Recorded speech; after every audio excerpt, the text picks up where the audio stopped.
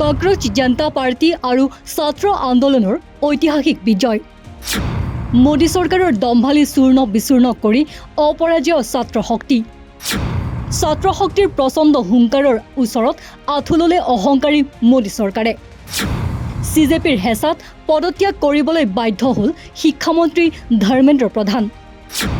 ব্যৰ্থতা লুকুৱাবলৈ পদত্যাগ পত্ৰত দেশবিৰোধী শক্তিৰ অজুহাত প্ৰধানৰ। কেৱল পদত্যাগ নহয়, ক্ষতিপূৰণ আৰু দোষী আৰক্ষীৰ শাস্তি নিদিলে ৰাজপথ নেৰে CJPয়ে। দেশজুৰি চলি থকা তীব্ৰ ছাত্ৰ আন্দোলন আৰু বিৰোধী দলপতি ৰাহুল গান্ধীৰ ধাৰাবাহিক হেঁচাৰ সন্মুখত অৱশেষত আঁঠু ল'বলৈ বাধ্য হ'ল মোদী চৰকাৰ। নীট কেলেংকাৰীক লৈ ক্ৰমাৎ বৃদ্ধি পোৱা ক্ষোভৰ জুইত জাহ গ'ল কেন্দ্ৰীয় শিক্ষামন্ত্ৰী ধৰ্মেন্দ্ৰ প্ৰধানৰ চকী।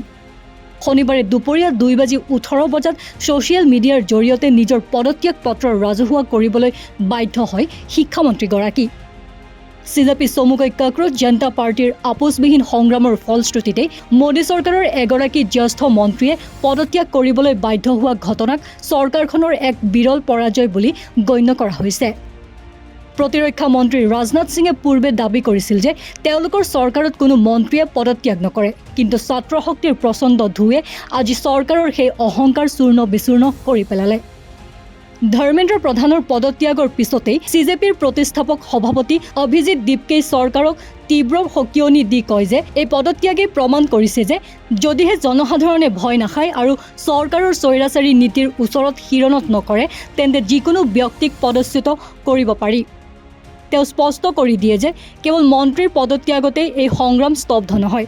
চৰকাৰে অনতিপলমে নীট কেলেংকাৰীৰ মানসিক চাপত আত্মহত্যা কৰা প্ৰতিগৰাকী ছাত্ৰ ছাত্ৰীৰ পৰিয়ালক 1 কোটি টকাকৈ ক্ষতিপূৰণ দিব লাগিব আৰু যোৱা 20 তাৰিখে ছাত্ৰৰ ওপৰত গুণ্ডাৰ দৰে বৰ্বৰ আক্ৰমণ চলোৱা আৰক্ষী বিষয়াসকলৰ বিৰুদ্ধে কঠোৰ ব্যৱস্থা গ্ৰহণ কৰিব লাগিব। কক্ৰোচৰ সৈতে ফেৰ নামাৰিব বুলি সকীয়াই দি তেওঁ কয় যে এই দাবীসমূহ পূৰণ নোহোৱালৈকে তেওঁলোকে ৰাজপথ এৰি নাযায়।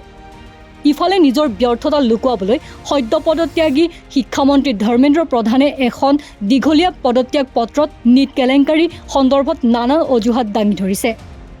3 মেৰ পৰীক্ষাৰ খেলিমেলি, CBI তদন্ত আৰু পৰৱৰ্তী সময়ত কম্পিউটাৰ ভিত্তিক পৰীক্ষা অনুষ্ঠিত কৰাৰ কথা উল্লেখ কৰি তেওঁ নিজৰ দায়িত্ব পালন কৰা বুলি দাবী কৰিছে। কিন্তু আটাইতকৈ হাস্যকৰ কথাটো হ'ল BJP আৰু RSSৰ চিৰাচৰিত কৌশল প্ৰয়োগ কৰি তেওঁ পদত্যাগৰ কাৰণ হিচাপে দেশবিৰোধী শক্তিয়ে যুৱ সমাজৰ এই আন্দোলন সুযোগ ল'ব পাৰে বুলিহে শংকা প্ৰকাশ কৰিছে।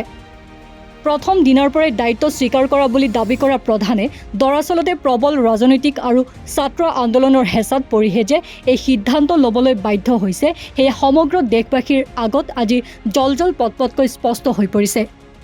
News desk report, north east নাও।